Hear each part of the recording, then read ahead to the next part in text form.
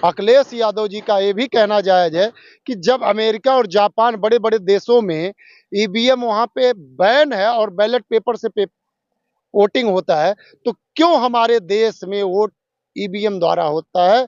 और अगर ईवीएम नहीं हटेगा तो 2024 में भी ये भारतीय जनता पार्टी पूर्ण बहुमत से अपनी सरकार बनाएगी। सुरक्षा एजेंसियों पे विश्वास नहीं था। शमशान भूमि पे भूतों का वास होता है। भूतों की सुरक्षा में उस ईवीएम को रखने के लिए गए थे मजिस्ट्रेट साहब। ये था वो ईवीएम को रखने के हाँ, भूतों के पास रखने गए थे। यहाँ की देश की सुरक्षा की जो एजेंसियां हैं उन पे विश्वास नहीं थे। पहली बात तो ये जान लीजिए कि आज हमारे देश के माननीय प्रधानमंत्री मोदी जी 2014 से पहले का अगर उनका स्पीच और आज तक का भी स्पीच अगर आप देखिए तो पहला ही उनका लैंग्वेज होता है कि स्वदेशी चीज को अपनाओ। तो आज हमारे देश में जो ईवीएम आया है, ये क्या आप जानते हैं स्वदेशी है? ये बीजेपी के हथकंडे में आज पहुंच चुका है और बीजेपी जब चाहेगी, जहां चाहेगी, जितना चाहेगी उतना बहुमत अपने हाथ में लेगी और विपक्ष को इसी प्रकार से तोड़ने का काम करेगी। आप एक तरफ देखिए उत्तर प्रदेश के सपा के राष्ट्रीय अध्यक्ष अखिलेश यादव जी का ये भी कहना जायज है कि जब अमेरिका और जापान बड़े बड़े देशों में ईवीएम वहां पे बैन है और बैलेट पेपर से वोटिंग होता है, तो क्यों हमारे देश में वोट ईवीएम द्वारा होता है? और अगर ईवीएम नहीं हटेगा तो 2024 में भी ये भारतीय जनता पार्टी पूर्ण बहुमत से अपनी सरकार बनाएगी। लेकिन कांग्रेस जो हारी है मेजरली तीन राज्यों में, उसका तो अभी कोई भी बड़े नेता का बयान नहीं आया कि ईवीएम के ऊपर या ईवीएम के खिलाफ। देखिए, पहली बात तो कांग्रेस जो 3 राज्यों में हारी है तो उसमें बड़ा रोल है हमारे सीनियर नेताओं का। आप देख लीजिए राजस्थान में देखिए गहलोत और सचिन पायलट की, और वहां पे देखिए मध्य प्रदेश में कमलनाथ जी का। जब चुनाव नजदीक था तो कमलनाथ जी एक बयान दिए थे, कौन अखिलेश उखिलेश। पहली बात तो जो यादव वोटर थे मध्य प्रदेश में टूट गए, और यहाँ राजस्थान का जो चुनाव था वहां पे सचिन पायलट और अशोक गहलोत, इनकी आपसी लड़ाई का फायदा जो है बीजेपी ने उठाने का काम किया। हमारे नेता राहुल गांधी जी के नेतृत्व में जिस जगह पे उनकी नेतृत्व रही उस जगह पे हमने अपना सरकार बनाया, और ये राहुल गांधी जी को एक्शन लेना पड़ेगा, गेर उन्हें बदलना पड़ेगा 2024 के लिए।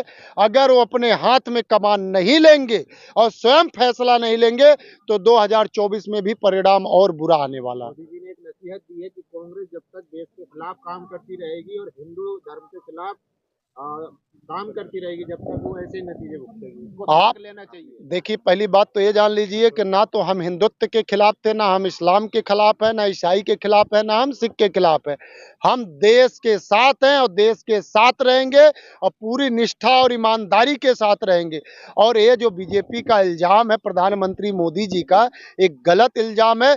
इसी देशवासी ने हमको 70 साल का मौका दिया और आज भी हमें मौका दे रहे हैं। हम अपने देशवासी जनता जनार्दन को तहे दिल से धन्यवाद करते हैं और आने वाले समय में हमारी जो भी कमियां हैं, जो भी त्रुटियां हैं, उसको हम दूर करके और मजबूती से काम करने का काम करेंगे। और आपके चैनल के माध्यम से हम सब नसीहत नहीं, हमारे सबके नसीहत को स्वयं बीजेपी के लोग लेते हैं। आपको शायद पता होगा, लोगों का नसीहत लेकर चुनाव में जीत जा रहे हैं वो 100% जीत रहे हैं। हमारे सबके ही नसीहत है। आज जो हमारे सीनियर नेता थे या भगौड़े नेता हैं, घर के वेदी जो हमारे हैं, वो आज बीजेपी पार्टी में चले गए हैं। और वही प्रधानमंत्री मोदी जी की पार्टी, बीजेपी की पार्टी बोलती है भ्रष्टाचार मुक्त करेंगे, और एक तरफ जितने भी भ्रष्टाचारी हैं सभी बीजेपी पार्टी में जा रहे हैं। देखिए मोदी के, आप राहुल ने कहा था लेकिन पप्पू साबित कर दिया। देखिए पप्पू देश की जनता को साबित कर दिए। देश की जनता आज हारी है। 3 राज्य में कांग्रेस नहीं हारी है, 3 राज्य में जनता हारी है। जनता का विश्वास हारा है, जनता का प्रेम राहुल गांधी जी के साथ जो था वो हारा है, क्योंकि जनता देश कांग्रेस के साथ है और राहुल गांधी जी के गारंटियों पे विश्वास की है। कौन हारा है? जनता हारी थी। मैं बता रहा हूँ, मैं राजस्थान और मध्य प्रदेश की बात कर रहा हूँ, छत्तीसगढ़ की बात कर रहा हूँ। तेलंगाना में वहां पे जनता की विजय हुई है, जनता ने वहां पे अपना सरकार चुनी है और राहुल गांधी जी ने भी ट्वीट किया है, जो गारंटी है वो हम पूरा करके दिखाएंगे। ये प्रधानमंत्री मोदी की तरह जुमले देने का काम ना कांग्रेस ने कभी किया है और ना करेंगे।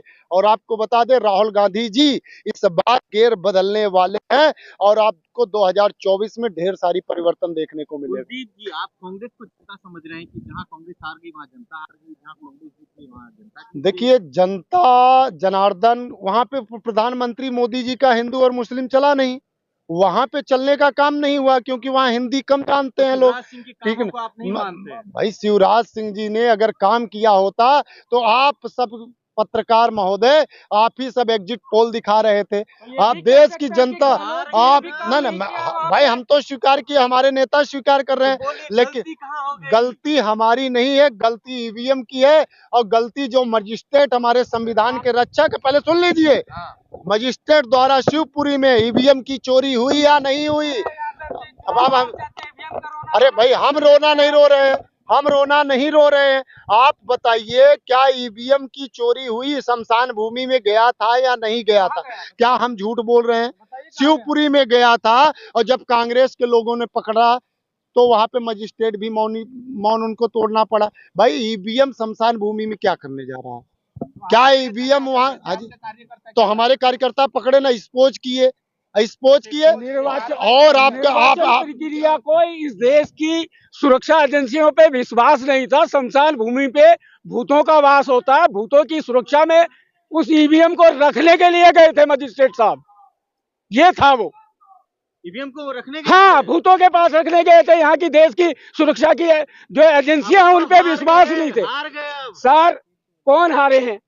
कांग्रेस हार गई। अरे सर, हम जनता, बेरोजगार जनता हारी है। हम कितना रोजगार दे दिया? अरे सर, हमको मिला ही नहीं ना। हमने तो जिन नेताओं को वोट दिया था वो जीते ही नहीं, बीजेपी और कांग्रेस जीत गई। अरे भाई, हमारे नेता, हमारे क्षेत्रीय नेता जिनको हम नेता मानते हैं, और कांग्रेस और बीजेपी तो इसी निर्वाचन आयोग की चट्टा बट्टा पार्टी है और हारी है।